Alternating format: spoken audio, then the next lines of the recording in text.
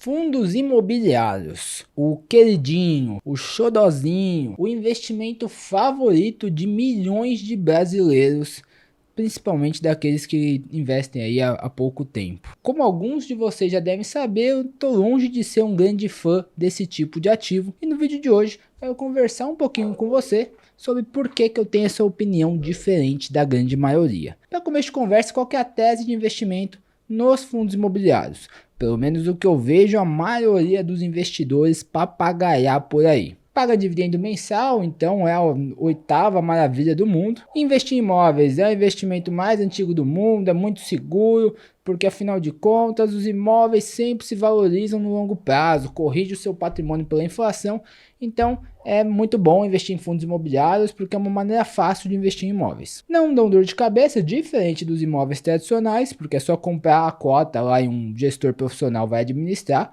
Você não tem que se preocupar com nada, basicamente só comprar e receber os seus aluguéis mensais isentos de imposto de renda. Que maravilha, que delícia, e te dá uma grande diversificação. Os fundos imobiliários custam aí em torno de R$10 alguns, outros na casa dos seus cento e poucos reais por cota, e com esse pequeno valor você já consegue ter acesso a carteiras de imóveis imobiliários extremamente lucrativas e que sempre vão te dar dinheiro. Bom, o buraco é mais embaixo, não é tão simples assim. Eu quero jogar luz aqui nesse vídeo nos problemas do investimento em fundos imobiliários. Isso tudo aqui é a maneira que te vendem esse tipo de investimento e que te fazem parecer que, pô, se você não investir nesse negócio, você é tonto e está deixando a oportunidade, o cavalo selado passar pela sua porta. Não acho que é bem assim. Para começo de conversa, vamos começar do básico, né? O que significa investir em um fundo imobiliário? Quando você vai lá na sua corretora, digita aquelas 4 letrinhas, o número 11 e aperta o botão de comprar. Maneira mais didática possível. Ou você vai comprar parte de alguns imóveis, no caso dos fundos de tijolo, ou você vai comprar parte de algumas dívidas imobiliárias, ou seja, você vai financiar algum empreendimento, algum loteamento, alguma construção, algum empreendimento imobiliário que estão fazendo aí pelo Brasil afora, que é o caso dos fundos de papel. Isso porque você está comprando indiretamente uma carteira de CRIs, que é o Certificado de Recebível Imobiliário. Justamente o título de renda fixa que é usado para financiar esses empreendimentos. Beleza, já entendemos o que significa investir em um fundo imobiliário. Agora, comparando os fundos imobiliários com o seu predecessor, os imóveis, de um ponto de vista importantíssimo para a gente que é investidor e que quer fazer o nosso dinheiro render. Ponto de vista da precificação. Como que você avalia se um imóvel está caro ou se está barato? Se você quer comprar um novo imóvel ou se você quer vender o seu? Eu imagino que você vai olhar o preço do metro quadrado, uma referência, acredito que mundial, na precificação de imóveis. Como a maioria das pessoas avalia se um fundo imobiliário está caro ou se ele está barato, pelo dividend yield e pelo preço sobre valor patrimonial, o indicador P sobre VP. Aqui já está um grande problema. Se teoricamente é a mesma coisa, se os dois são imóveis, por que você precificaria de maneira diferente? Por que você analisaria de maneira diferente? Não faz muito sentido para mim. Hoje, inclusive, eu vejo pouquíssimos fundos imobiliários que abrem lá de maneira bem fácil e transparente qual é o valor que está valendo o metro quadrado dos seus ativos, dos seus imóveis. E quando a gente está falando de fundos de papéis, aí você pode ter até a ilusão de um pouco mais de transparência aqui nesse valor patrimonial, já que os CRIs são marcados a mercado, em teoria, porque se um CRI, se um determinado ativo de renda fixa tem uma liquidez muito baixa, pode ser que exista um tempo grande desde a última vez que ele foi negociado e o preço que você está vendo ali de valor patrimonial daquele ativo está defasado, principalmente naqueles que estão com problema, porque é mais difícil de ter negócio, de ter liquidez. Então, na minha visão, esses dois indicadores podem facilmente causar uma ilusão no investidor. Primeiro porque o yield pode ser turbinado com alavancagem, que eu particularmente acho que não faz o menor sentido um fundo imobiliário se alavancar. Se você quer alavancagem, você vai para os imóveis tradicionais, vai fazer um financiamento, fazer algum tipo de alavancagem financeira nesse sentido. E se você quer alavancagem no mercado financeiro, tem maneiras e ativos muito mais próprios para isso, como é o caso dos derivativos, as opções, mercado futuro, mercado a termo, outros tipos de alavancagem. Outra coisa que pode turbinar, meio que artificialmente, mascarar na verdade esse dividend yield, é o preço da cota caindo. Aqui lembra, Como você calcula o dividend yield? É uma continha bem simples. O dividend yield ele é igual o dividendo recebido pelo preço da cota. Só que esse dividendo é dos últimos 12 meses. Então, se esse preço aqui da cota, se ele cai, o dividend yield vai aumentar. Então, dividend yield alto não quer dizer que os dividendos estão crescendo, não necessariamente. Esse é um dos motivos? Sim, mas pode ser que está um dividend yield mais alto simplesmente porque o preço caiu. E aí, provavelmente não vai ser uma boa notícia para o investidor. E outra possibilidade de artificialmente inflar esse dividend yield é meio que algumas artimanhas ali de fluxo de caixa, de contabilidade. Isso já aconteceu no passado e é possível que volte a acontecer, né? Tem uma certa fiscalização nos fundos imobiliários, mas vamos ser honestos, não é um negócio tão na vírgula assim. E o P sobre VP, né, o valor patrimonial de um fundo imobiliário, depende de uma avaliação de terceiros. No caso de imóveis, essas avaliações costumam acontecer uma vez por ano, na grande maioria dos ativos, e no caso dos fundos de papel, aí é aquela questão que a gente comentou do mercado secundário, da negociação desses CRIs. Principalmente aqueles menos líquidos, de operações menores, menos conhecidas, pode ter uma defasagem na precificação desse negócio que vai te mostrar um valor patrimonial que não é o verdadeiro. Se você quiser vender, você não, né? Mas o gestor quiser vender o ativo naquele momento, dificilmente ele vai conseguir aquele preço que está marcado na carteira. Ou seja, o que você está vendo ali é uma ilusão. Beleza. Fora isso, o que eu acho que aqui que é um dos principais problemas da tese do fundo imobiliário? A dependência que o investidor tem do gestor. Aqui, meu amigo, não adianta. Independente do tipo de fundo, se é fundo de papel, de tijolo, de desenvolvimento, de energia, acho que agora estão mesclando ali. Eu vi um, acho que da Suno, se eu não me engano, fundo de energia, nem cheguei a olhar como que encaixaram isso dentro do fundo imobiliário, mas o pessoal tá criando maneiras de encaixar outras coisas dentro dessa caixinha do fundo imobiliário, porque sabem que é mais fácil de vender assim, principalmente para o varejão, né? Então, independente do tipo de fundo, muito provavelmente você vai cair em uma dependência do gestor para que o seu investimento seja bem sucedido. Não basta comprar um bom imóvel, não basta comprar um bom galpão logístico, um bom hospital, um bom hotel. É preciso que ele seja bem administrado. E isso, naturalmente, vai te levar a ficar na mão de outras pessoas. Tem gente que vai achar isso super positivo. Pô, pra mim é muito bom, não tenho que tomar nenhuma decisão, é só delegar tudo pro gestor. Só que, na minha visão, você está delegando o cuidado do seu dinheiro para outras pessoas. Você aqui não vai ter decisão nenhuma, você não vai ter fala nenhuma com relação a como esse dinheiro, a como esse imóvel, como esse empreendimento vai ser gerido. E se a gestora tomar decisões ruins, o resultado vai cair para você. Tem que lembrar qual que é o papel da gestora aqui e qual que é o que está em jogo, né? O que ela está botando em risco. A gestora ela vai receber taxa de administração. Recebe aquele famoso ali 1% na média dos fundos, né? De acordo com o patrimônio do fundo imobiliário. Para a gestora, o que vai acontecer se ela fizer uma administração ruim e os imóveis desvalorizarem, ficarem vagos e de fato o fundo não conseguir entregar retorno? A cota do fundo vai cair, ela vai receber menos receita, beleza, vai ter um ponto negativo, mas quem vai perder esse dinheiro da cota? Não vai ser a gestora, vai ser você, o investidor que comprou esse fundo imobiliário. Quando a cota desvaloriza, quem se ferra e fica para pagar a conta é você, é o investidor. E aí, essa questão de não poder tomar as decisões pode te custar muito caro. E aqui eu nem estou falando dessas taxas de administração.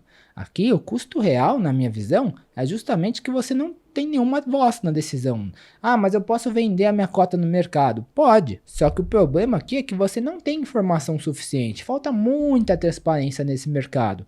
E é muito provável que quando você for vender a sua cota porque você está discordando de alguma coisa, ah, meu amigo, o preço já está lá embaixo, porque os grandões já foram avisados, já a informação chegou antes neles, e você é que ficou para pagar a luz. E aí o pequeno investidor, que somos eu e você, Gustavo, mas eu sou rico, eu tenho muitos milhões.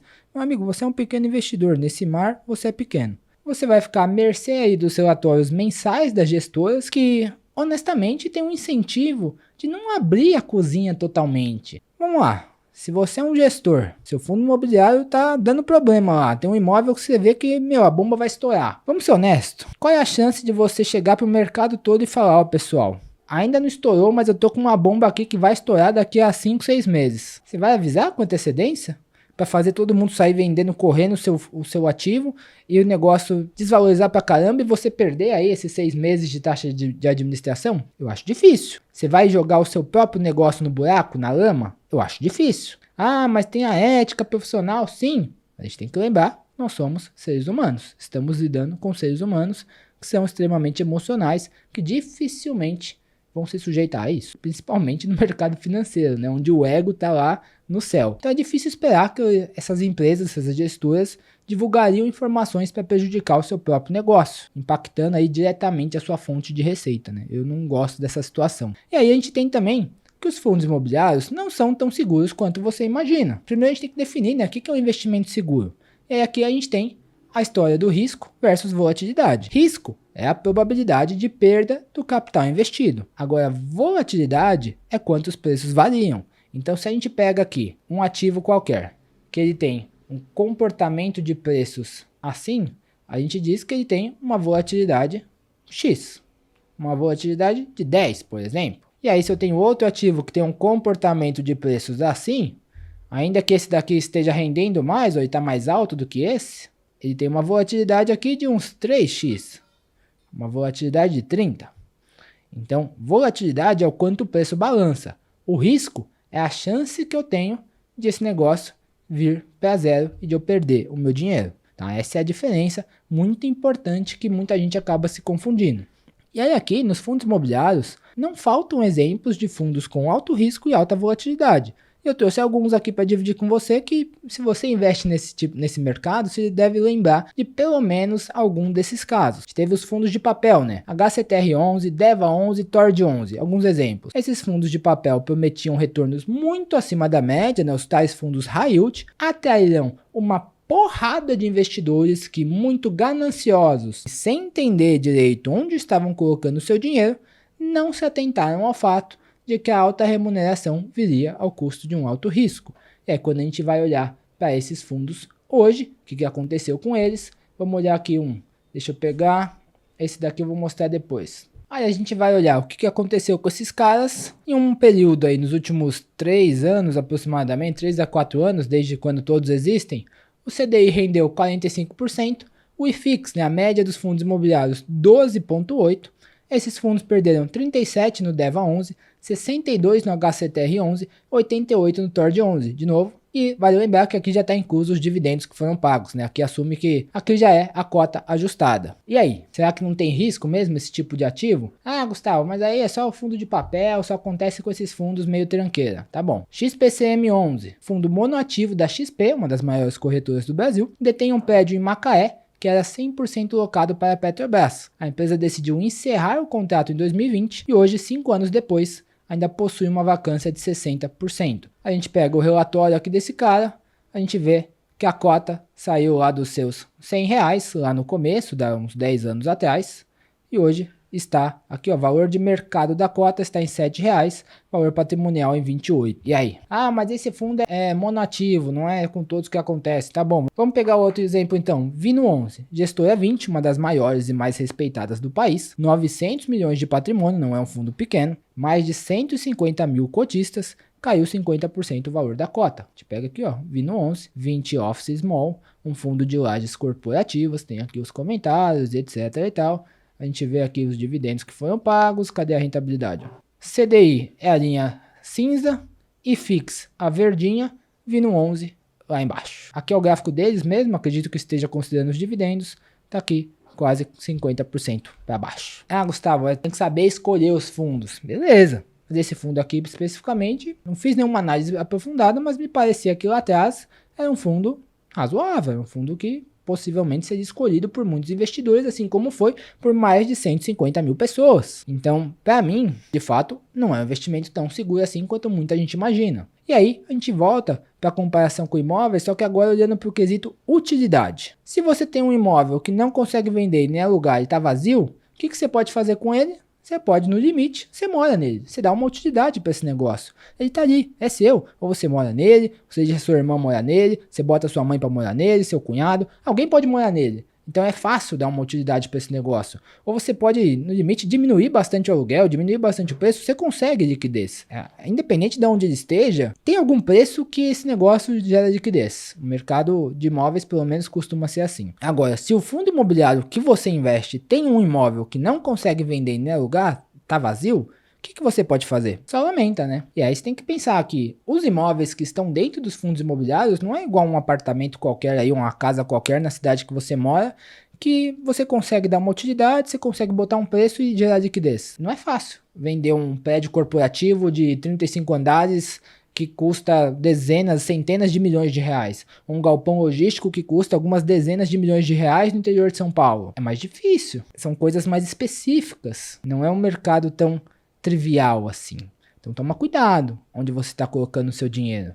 E aí, para fechar, a tal bola de neve das cotas, né? Que é a linha de defesa mais comum que eu vejo nos investidores de fundos imobiliários para justificar investir nessa classe de ativo, é a tal bola de neve das cotas, que é você sempre reinvestir os dividendos que recebe, comprando mais cotas, e assim vai gradativamente aumentando os dividendos que você recebe. Isso é válido até certo ponto, mas olha esse exemplo. Aqui são números mais ou menos fictícios, tá? Eu peguei aí de um grande fundo da indústria, algumas referências. Peguei um fundo antigo, que já está aí no mercado há muitos anos, peguei os últimos 5 anos desse fundo. Ele tem um yield médio, né, de 0,80% ao mês, aqui eu estou arredondando para cima, tá? E a cota se desvalorizou na média de 0,30% ao mês. Quando você pega e joga isso aqui em 5 anos, a gente tem que o nosso fundo Ruim 11, ele começou lá com uma cota de R$10, isso te dá um dividendo por mês de 8 centavos, você começou com 100 cotas, um investimento de R$1.000. Primeiro mês você recebe R$8.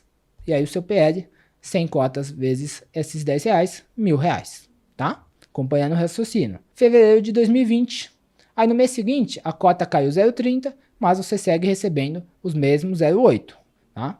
Então vamos lá, aumentou aqui a quantidade de cotas, aqui ainda a matemática deixa, né? A gente comprar menos de uma cota, 0,8 cotas, mas tudo bem, só para fins de simulação. Conforme a gente vai avançando nessa planilha, você vê que de fato as suas cotas vão aumentando, o dividendo que você recebe por mês vai aumentando, o seu PL vai aumentando, só que aqui depois de 5 anos você teve um retorno de 34,21%. Saiu de R$1.000 para 1.342. Pô, mas eu comprei ao longo desse tempo 60 cotas, não aumentei 60%? Aumentou 60% a sua quantidade de cotas, mas a sua cota foi desvalorizando, que é o que normalmente tem acontecido com os fundos imobiliários. E aí quando você multiplica um pelo outro, o seu patrimônio, o seu PL total não cresce na mesma velocidade que a sua quantidade de cotas. Os seus dividendos não crescem na mesma quantidade também, na mesma velocidade. E aí, a gente tem que o retorno total nesse período de 5 anos foi de 34,21, um retorno anual de 6,06. Esses dados aqui eu peguei do fundo imobiliário, muito queridinho, aí, tido como um dos melhores do mercado, o HGLG11. Mesmo o rei dos fundos imobiliários não teve uma performance tão estratosférica assim nesses últimos 5 anos. E aí aqui nesse caso, uma ilusão muito comum é a seguinte, né? A gente vem aqui no relatório do HGLG, olha que gráfico lindo que eles te mostram. Nossa, desde que o 2011, quando o fundo nasceu, ele rendeu aqui quantos por cento? 500%, enquanto o CDI rendeu 212 e o IFIX rendeu 200 e pouco aqui também, né? 240. Então é um fundo muito bom. Pô, maravilha, olha esse gráfico, essa boca de jacaré aqui, beleza? Mas você, se é um investidor inteligente que assiste esse canal, você já sabe que esse gráfico aqui não te diz nada. Esse gráfico é só uma foto, você precisa ver o filme. Como que foi construída essa performance? Será que em qualquer momento que eu tivesse comprado, eu teria tido essa mesma excelente performance? E a resposta que você já deve estar imaginando é que não. Aqui quando a gente olha para o nosso querido gráfico de janelas móveis, aqui eu estou pegando janela de 12 meses.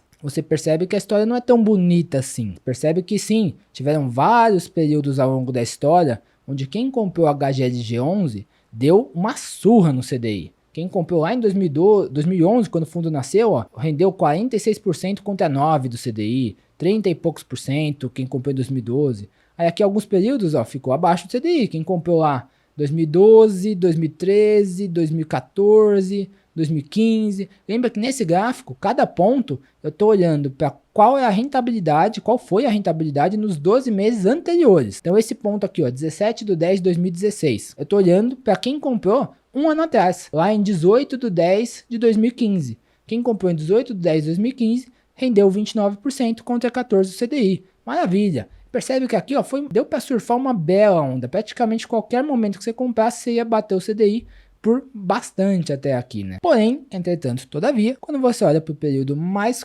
recente, a partir ali do pós-pandemia, ó, 14 de 16 de 2021, ou seja, quem comprou em junho de 2020, já não ficou um negócio muito legal, né? Olha como muda o comportamento aqui, bem acima do CDI, porrada pra cima, que maravilha, muito dinheiro. E olha aqui, essa briga aqui, ó, pra ganhar do CDI. Será que faz sentido? Nos últimos 5 anos, brigando pra ganhar do CDI, brigando. E no passado mais recente, rendendo metade aí do CDI. Será que nesse caso aqui, dessa maravilha, rei dos fundos imobiliários, você não chegou muito tarde pra festa? Será que só não sobrou pra você aquela coxinha gelada? Aquela Coca-Cola quente? Aí vai de você refletir, né? Só tô trazendo as informações e meu ponto de vista. Se você quiser entender mais ainda como funciona esse mercado de fundo imobiliário e por que eu passo bem longe desse negócio, vou deixar esse vídeo aqui do lado para você assistir. Se gostou do conteúdo, deixa aquele like para fortalecer e se inscreve no canal para assistir os próximos.